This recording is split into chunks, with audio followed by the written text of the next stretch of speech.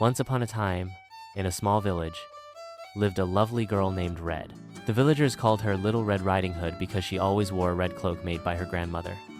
It was her favorite thing, and she loved wearing it everywhere. One morning, her mother asked her to visit her grandmother, who lived in a small house deep in the forest. "Take this basket of food to your grandmother," her mother said. "But be careful on the way. The forest can be dangerous, and don't talk to strangers." Red smiled and nodded, promising to be careful. She picked up her basket and set off on her way. As she walked, she hummed happily. But as she ventured deeper into the forest, the trees grew taller, and the sunlight began to fade. The forest was magical, filled with all kinds of mysterious creatures and dangerous beings. After a while, Red noticed a shadow moving between the trees. She stopped and looked carefully, and then out of the shadows came a sleek, shiny wolf. His fur shimmered in the light, and his eyes gleamed with cunning. "Good day, little girl," the wolf smiled. "Where are you going?" Red, a little nervous, replied, "I'm going to visit my grandmother who lives in the forest. She isn't feeling well, and I'm bringing her some food." The wolf's eyes sparkled as he said, "Oh, I know your grandmother. Why don't you take the longer path and enjoy the flowers along the way? I'll take the shortcut and get there before you. That way, I can help your grandmother." Red thought for a moment and, tempted by the flowers, decided to take the longer path.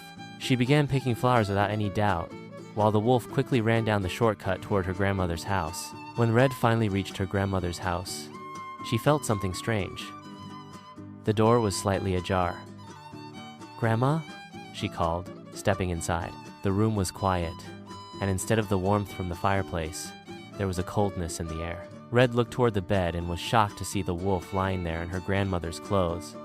Red gasped and asked, "Grandma, are you okay?" The wolf smiled and replied, "Oh, I'm fine, dear. I was just trying to get some sleep."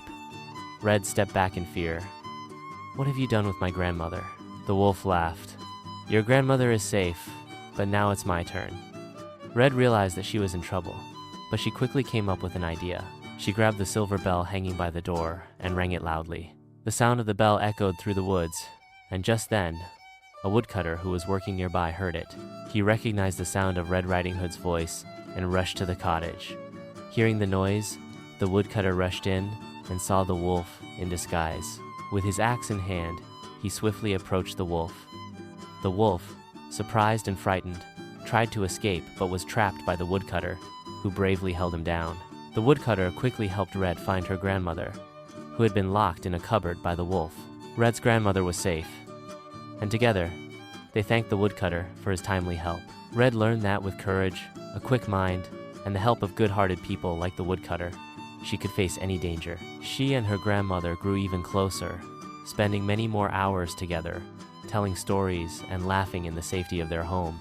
And so, Little Red Riding Hood returned to her village, knowing that the enchanted forest could be both dangerous and magic hollow world that she would always explore with care and courage.